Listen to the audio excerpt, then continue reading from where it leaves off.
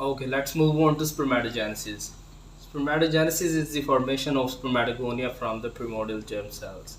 Spermatogenesis, which begins at puberty, includes all the events by which spermatogonias are transformed into spermatozoa.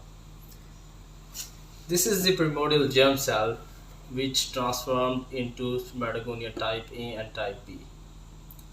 From type B, this then transformed into primary and secondary spermatocytes.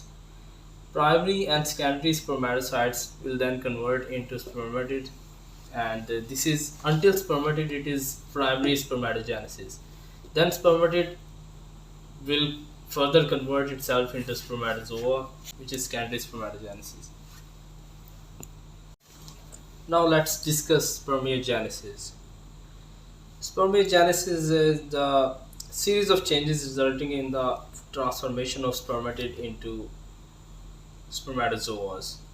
These changes include acrosomal formation, which cover half of the nuclear surface and contain enzymes to assist the penetration of the egg enzyme and its surrounding layer during fertilization.